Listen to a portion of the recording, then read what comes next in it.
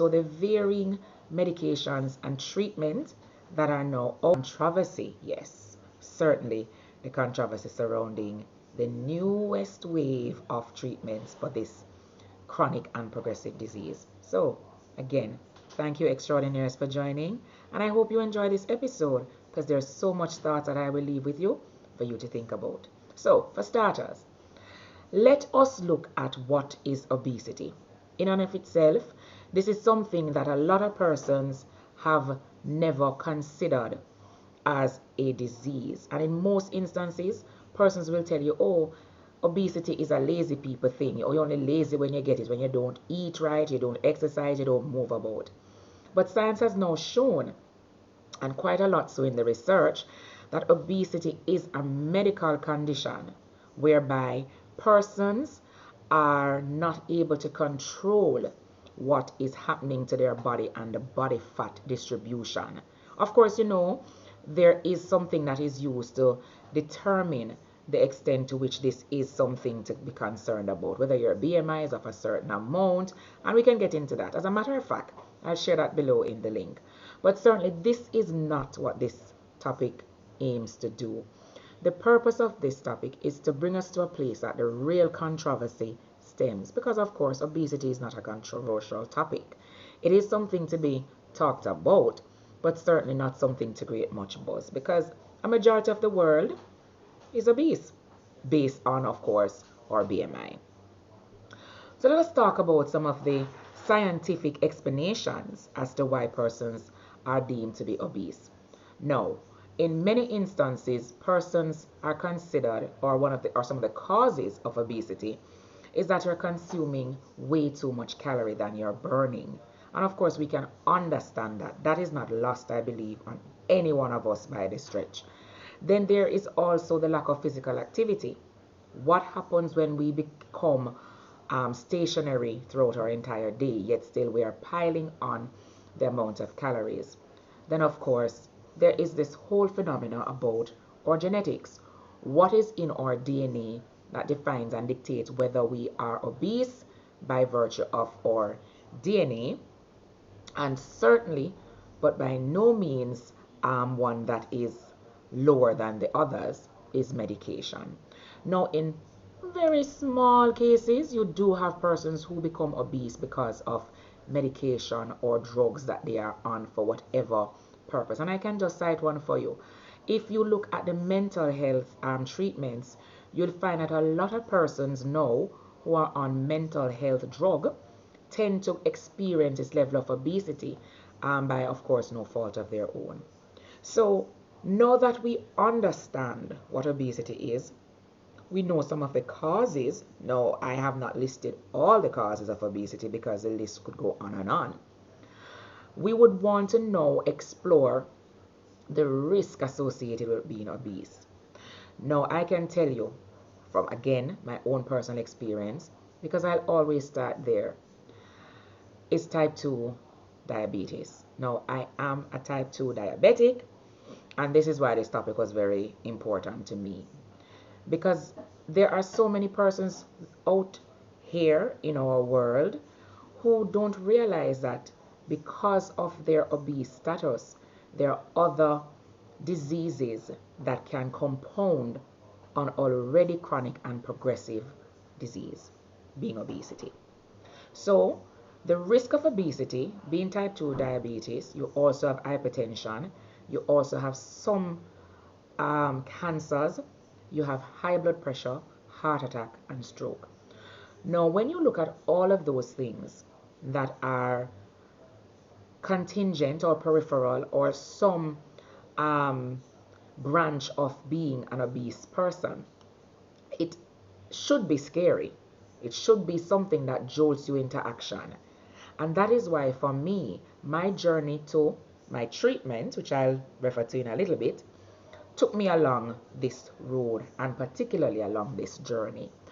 And the treatment or management of obesity is what is controversial.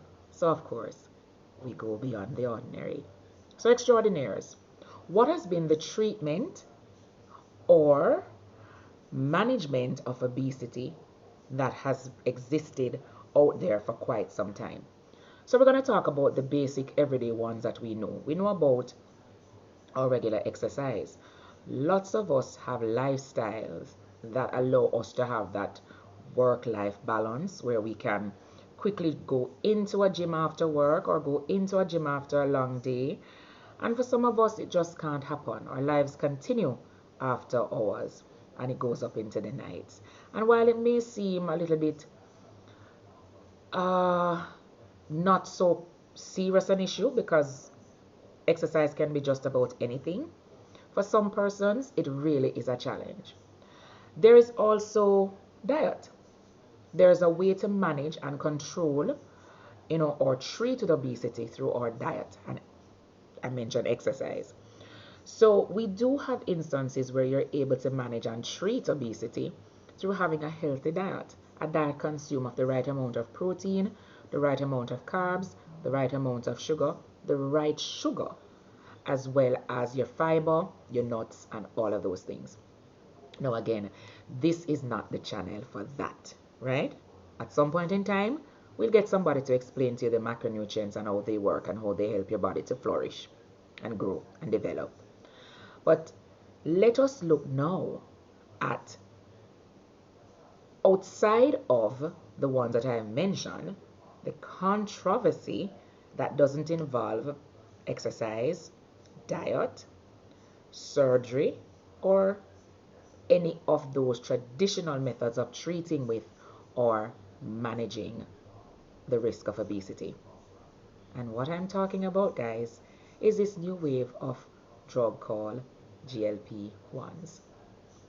Now, I'm going to get a little bit technical, guys, so if you need to take your pen and your pencils out, let's go. So what are GLP-1s? Now, GLP-1s are medications that have been developed by most well-known pharmacies. You have the Eli Lilly's, the entities now that are doing compounded versions of the medication. And what they have allowed us to do is to put a jab, an injection, into our system to mimic the hormones that would have normally caused us to either not be able to manage our weight or not be able to control what we eat. So let us look at the varying development of these GLP-1s over the years. And I'm going to pause here just to remind us of where the wave of excitement about these drugs actually came from. Now let us take it back. You remember when you had the craze about Serena losing weight, having Oprah secretly pretending as if, something great is happening somewhere that she alone knows, or you have Adele and all these other persons coming up. One minute you saw them, the next minute you see them and you didn't even know who they are. That's what I'm talking about. So, my drug of choice, yes, my drug of choice. Nothing that I wouldn't have explored myself before I came on here to talk about it. I tell you, I talk about my experience. So my drug of choice in the GLP family has been Mounjaro. And this is my journey to Mounjaro. So Mounjaro is that brand of the drug tirzepatide, which is not just a GLP-1, but also a GLP-1 plus GIP agonist. And this is a receptor agonist that controls not only my diabetic status, but also helps with my obesity. And there are other versions of the drug that come in the form of semaglutide. And these are the brands that you would be more familiar with, the Ozempic and the Wegovy. Now, semaglutide are GLP-1s. They are not as aggressive as a GLP-1 plus GIP tirzepatide version of the drug. Now, it is important that I make that distinction because a lot of persons who are not diabetics have gone on these drugs for weight loss purposes. And it is important that you speak with your general doctor, because again, I remind everybody on here, I am not a doctor. The information that I relate to you are from my own experience on Mounjaro. So please, I hope you are taking notes only for the purpose of relaying it to your general doctor. Disclaimer out the way. Let's continue. So, on this particular journey, and I'm going to tell you where I started, where I'm at as at today, how much weight I've lost, the side effects, immediate side effects, and potential future side effects. Now, these are not drugs that you should take without having, of course, your full blood work completed. So, let us talk about what the drug has done for me. So, I started on Mounjaro, which I mentioned is a tirzepatide. I started on the 18th of August this year. And so now, if you're counting by the calendar, I may be 6 weeks into my Mounjaro journey. And I thought it was important to come and give you my version or my experience with Mounjaro, only because I have seen so many persons speak about this drug, both positive and negative, and I wanted to give you my own perspective so that I can add to the conversation and add to the discussions that are taking place, so that maybe somebody who is of my heritage, my background, my experience similarly faced can say, okay, I see something here, let me see if this will work for me. No, disclaimer once again, none of these GLP-1s work the same way for everybody. So your experience will be your experience and your experience only. So I'll start off firstly by explaining to you what my dose was. So my dose on Mounjaro tirzepatide initially on the start of the 18th of August was 2.5 milligram. And on that day, I weighed in at 215 pounds. Yes, not ashamed of it. I was a decently version of 250 pounds. I'll say that, right? And I took my first jab on the 18th, and I'm going to tell you something immediately. I'm not talking about 2 hours after. I'm not talking about 20 minutes later. I'm telling you, immediately as that jab went into my arm, something from my gut went straight to my brain and told my brain that, girl, you is not hungry. Immediately. And I thought it was very weird that a medication could have reacted in such an immediate and aggressive way. So I was a little bit scared. That was my first impression or my first experience. I literally felt like something this good, this miraculous, has to be doing something dangerous to my body. Came home and I decided, okay, let me give this a try, because this can't be an immediate interaction with the drug. Can't just take it and all my hunger has gone. All the food noise, and you'll hear people on these medications speak about food noise, because you literally hear the noise of your wanting to eat immediately go away. So went on the drug on the 18th, took my first jab, 2.5 milligrams. Nothing my stomach spoke to my brain about, except to say, you are not hungry, eat only when you're hungry. Came home day 2. I immediately lost 2 pounds. No joke, guys. Stepped on the scale the day, 215. Woke up the morning, I was 2 pounds lighter. I said, whoa, this is some miracle drug. But then, like every good thing, you're waiting around. You're literally anticipating what is going to be the negative effect of this drug. And I'm not here to tell you that I didn't experience any. But what I will tell you is how you treat with the side effects will determine how long they last for, and ultimately if they are side effects that you can live with until you actually reach your goal weight or any other desired outcome. So, for starters, my immediate side effect, and I'm looking at my notes because I want to make sure that I keep it factual. Immediately, my hunger was gone. My hunger suppression was completely gone. I saw food, it never engaged, my brain didn't engage to have it. My sense of taste went. It was almost like I was in a COVID state times 10. Nothing tasted attractive. Nothing tasted appetizing. Everything was bland. But not only was it that the food itself was bland, I didn't have the appetite to want to eat. Of course, my water intake increased. And again, guys, I'll tell you, drink your water, drink your water, drink your water. Very important on these drugs.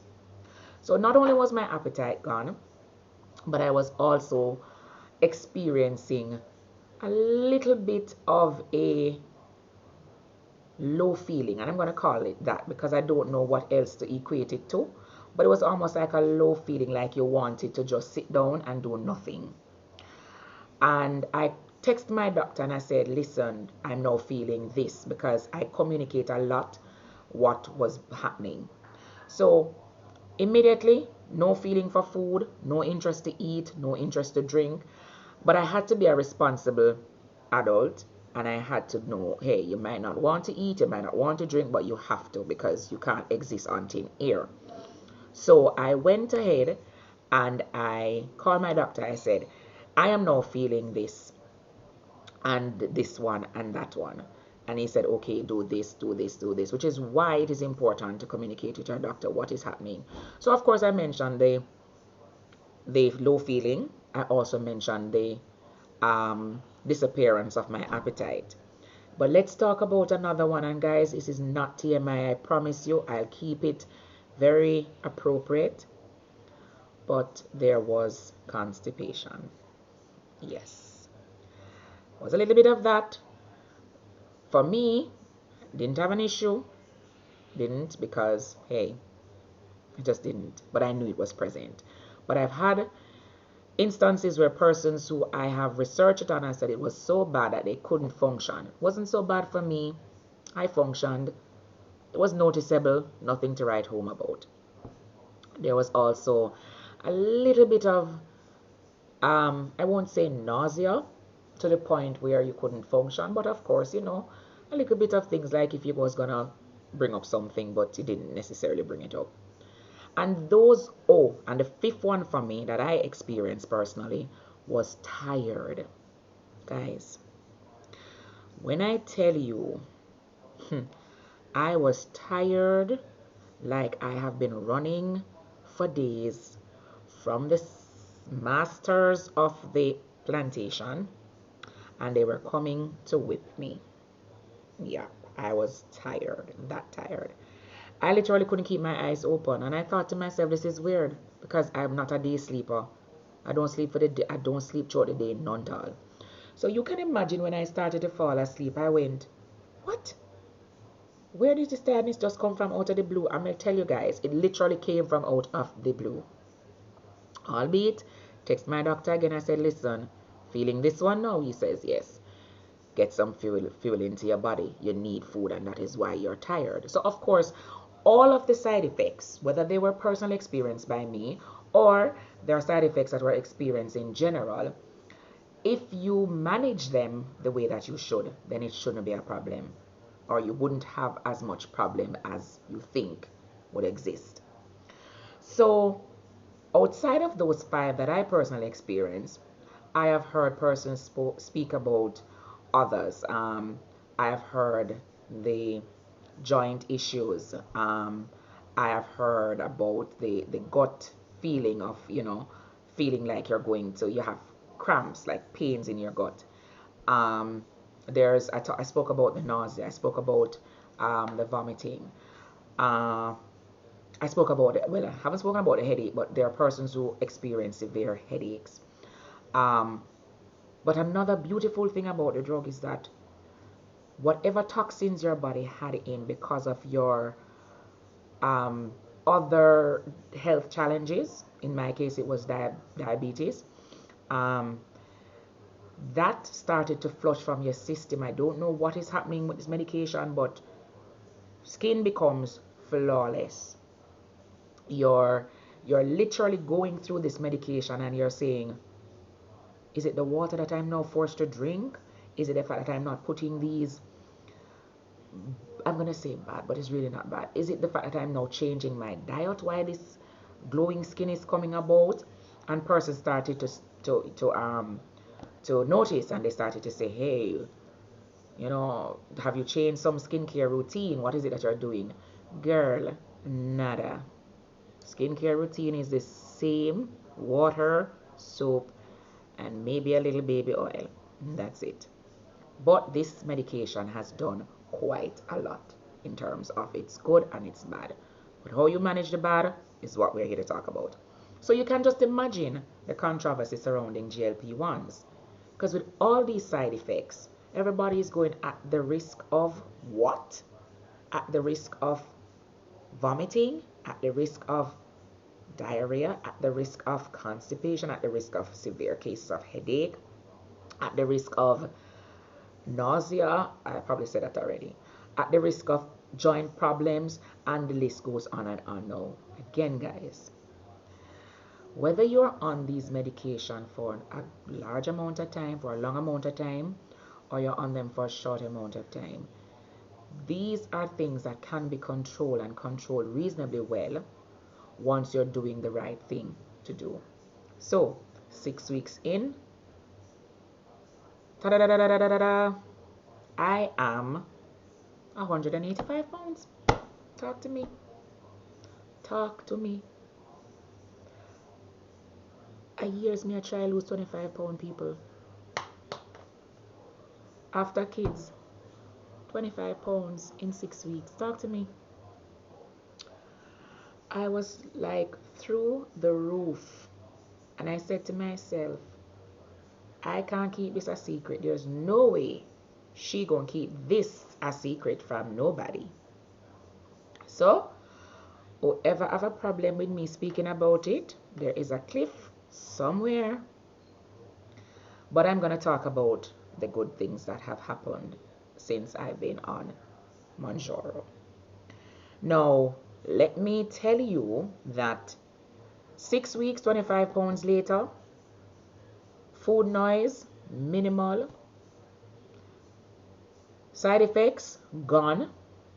I no longer have these side effects. Don't know if my body is acclimatized to the medication or what, or I have just been able to treat with the side effects with more knowledge and understanding, but no longer have the side effects. But let us talk about the real issues that are surrounding the controversy of these medication. One, well known, why are not taking the drugs from the people that diabetic? Now, yes, this is a diabetic drug. But the beautiful thing about Eli Lilly, who are the manufacturers of this drug, is that they've listened to the call and they say, okay, let's make one for persons who are not diabetics. And they've come out with Zepbound. So guys, if you are interested in taking this medication and you're not diabetic, don't worry about it, because hey, there's one for you. It's called Zepbound. So I'm on Mounjaro because it has this 2 receptor agonist that deals with the diabetic and the obesity. So you can jump on the Zepbound for weight loss. Same principle applies, and you will lose the weight in much the same way. You're just doing a different kind of a treatment. So, another controversy, the cost. Yes, guys, my extraordinaires, when I tell you to the bank and back, it's no joke. This thing is costly. It is dear. It's expensive. Guys, it's not cheap. But I will leave that for you and your provider. But if you really are interested in wanting to know the cost, you can hit me up directly. I will leave my contact information, my email address rather, in the comment section. But it's not a cheap drug, guys. It's not a cheap drug. And it's not covered by your insurance, not covered by any, insurance company so far that I am aware of. that you can go and get, the drug off based on that. So that's another controversy then, because the real discussion about it is, how can something that is so helpful be priced so high? Is it really about the help that is offering, or it's really about putting money in the big farmers? We'll never know. I'm not saying I don't care, but I'm saying sometimes, sometimes, when you get to a stage in your life where you're suffering from something that it's really out of your control, you really don't know how to lose weight, you've done it all, you've tried the diet, you've tried the exercise, you've tried the counting calories, you've done it all, you need to have the tool to help you get it beyond your own self. And sometimes you just have to lean on something. So I do understand the controversy surrounding it, but I just want to take us, of course, always beyond. And I want us to understand that being obese is something that should no longer be seen as something that doesn't require medication. It is like any other chronic disease that requires us to be on some form of medical support and help in whatever shape or form. So for my extraordinaires out there, if somebody says they're on this drug, or you know of the stories that we see in the news about our celebrities that are on it, understand that there are some persons who really can't do better. And I I think I can put myself in that position. I've done it all. I've done the gym, I've done HCG, I've done it all, guys. And something needed to help me along the way. Now, will it come back? What will I need to do to maintain after I've reached my goal? Will be another topic for another day. Of course, guys, I'm week 6 in. I don't know it all. But what I can tell you, I love what this drug has done for me, and so many others of us out here. So, that's this week's topic. Hope you learned something. Hope something helped you to make a decision. Or I just hope something helped you to change your perspective. And as always, thank you for joining me on this week's episode of Beyond the Ordinary. Take care, guys. Take care, my extraordinaires. Until I see you on the next episode. Take care. Bye bye.